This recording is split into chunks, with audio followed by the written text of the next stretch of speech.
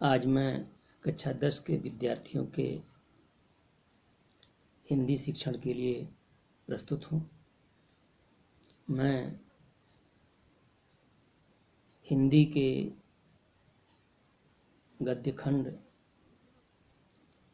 मितता नामक निबंध जो आचार्य रामचंद्र शुक्ल द्वारा लिखित है उसकी व्याख्या बताऊंगा। सर्वप्रथम आदर्श वाचन एक गद्यांश का करूंगा और विद्यार्थियों से अपेक्षा रखता हूं कि वे भी शुद्धता के साथ आदर्श वाचन का अभ्यास करेंगे। हम लोग ऐसे समय में समाज में प्रवेश करके अपना कार्य आरंभ करते हैं जबकि हमारा चित्त कोमल और हर तरह का संस्कार ग्रहण करने योग्य रहता है। हमारे भाव अपरिमार्जित और हमारी प्रवृत्ति अपरिपक्व रहती है। हम लोग कच्ची मिट्टी की मूर्ति के समान रहते हैं जिसे जो जिस रूप का चाहे उस रूप का करे, चाहे राक्षस बनाए चाहे देवता। ऐसे लोगों का साथ करना हमारे लिए बुरा है जो हमसे अधिक दृढ़ संकल्प के हैं, क्योंकि हमें उनकी हर एक बात बिना विरोध के मान लेनी पड़ती है। पर ऐसे लोगों का साथ करना और बुरा है जो हमारी ही बात को ऊपर रखते हैं, क्योंकि ऐसी दशा में न तो हमारे ऊपर कोई दबाव रहता है और न हमारे लिए कोई सहारा रहता है। इस गद्यांश के कठिन शब्दार्थ को जानिए। अपरिपक्व का अर्थ अविकसित होता है। अपरिमार्जित का अर्थ अशुद्ध होता है। प्रवृत्ति का अर्थ प्रवाह। आचरण का अर्थ व्यवहार और चरित्र होता है। संकल्प का अर्थ इच्छा, प्रण या प्रतिज्ञा होती है। चित्त का अर्थ हृदय या मन।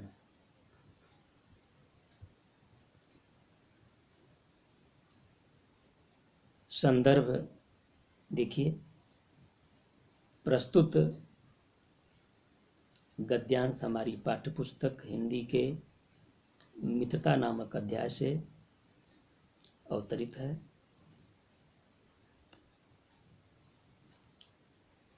इसके लेखक आचार्य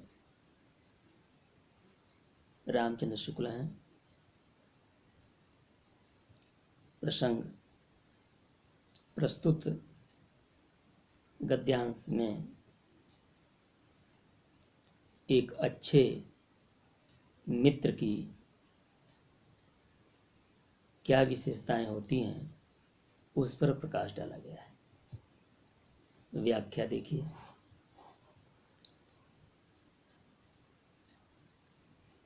लेखक कहते हैं कि जब हम किशोरावस्था के बाद युवावस्था में प्रवेश करते हैं,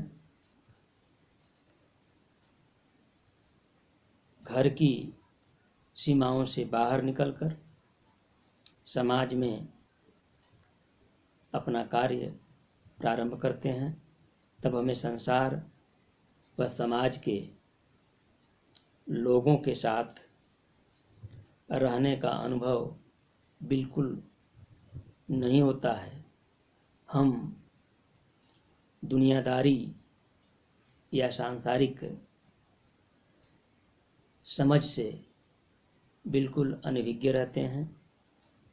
उस समय हमारा मन अत्यंत कोमल होता है जो किसी प्रकार के अच्छे या बुरे संस्कार ग्रहण करने के योग्य होता है, थोड़ी भी असावधानी होती है तो हम बहुत बड़े खतरे में पड़ जाते हैं।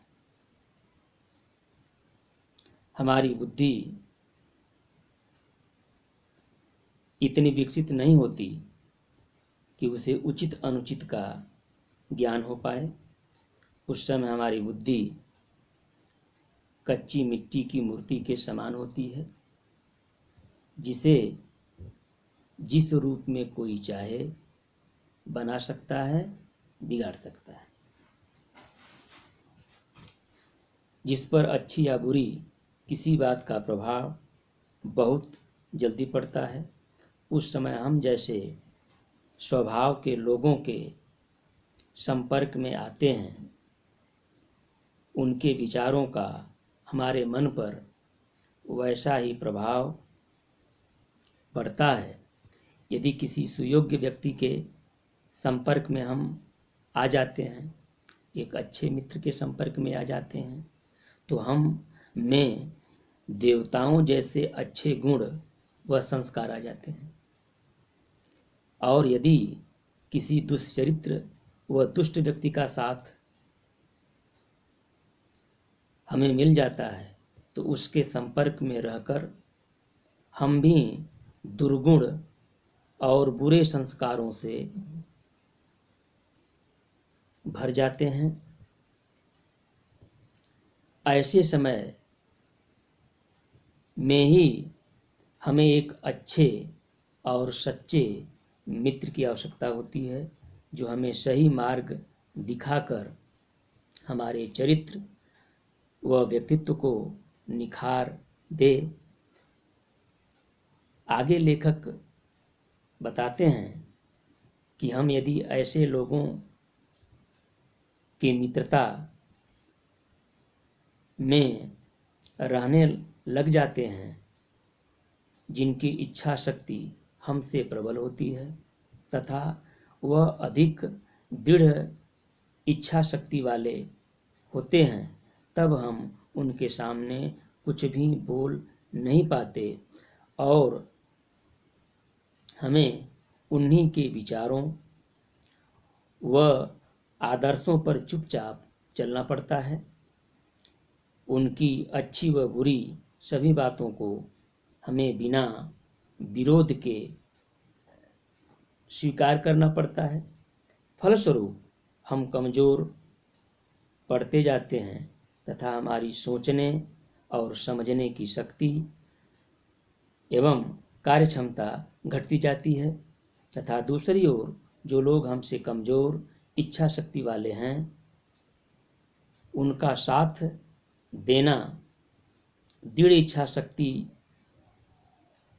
वाले मित्रों के साथ रहने से भी अधिक बुरा व हानिकारक होता है, क्योंकि वे हमेशा हमारी बात को ही सबसे ऊपर रखते हैं, हमारी बातों को ही महत्व देते हैं, हमारी किसी भी बात का वे विरोध नहीं करते हैं। ऐसे में सहयोग और विरोध के अभाव में हमारा व्यक्तित्व भी दब जाता है।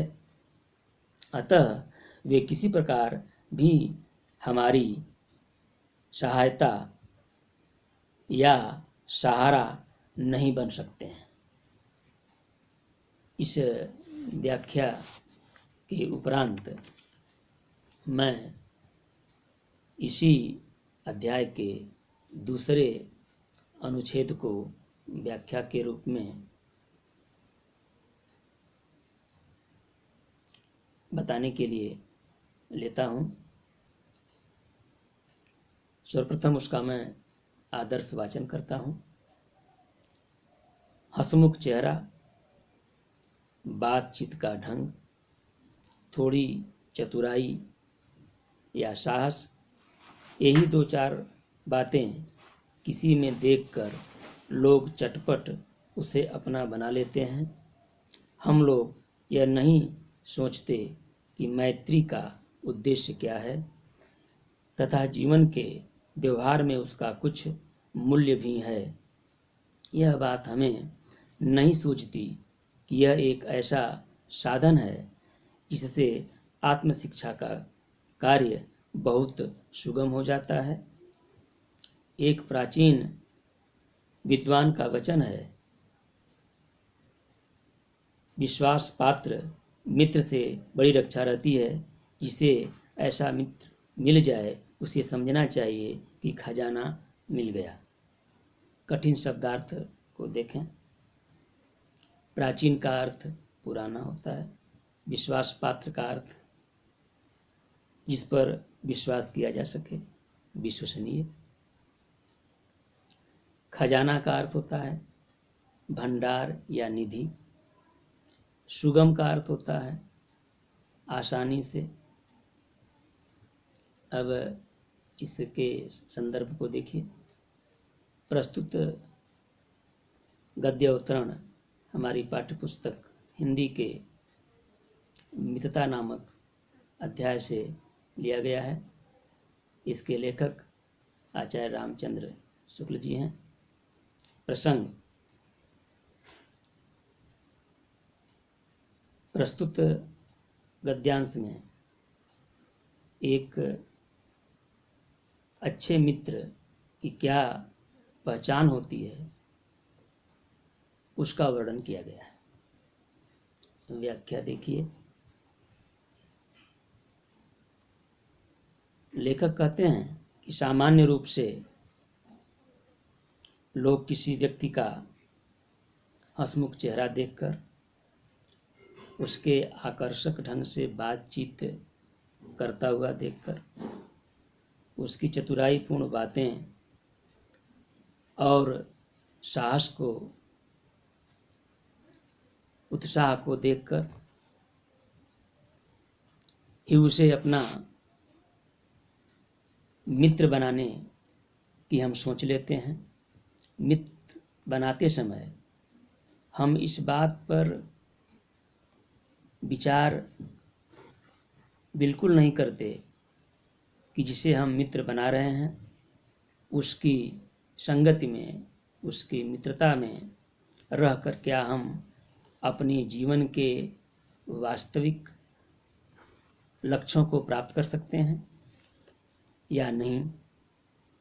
क्या उस व्यक्ति में ये सभी गुण विद्यमान हैं, मौजूद हैं, उपस्थित हैं, जिनकी हमारे जीवन के उद्देश्यों को प्राप्त करने के लिए आवश्यकता है।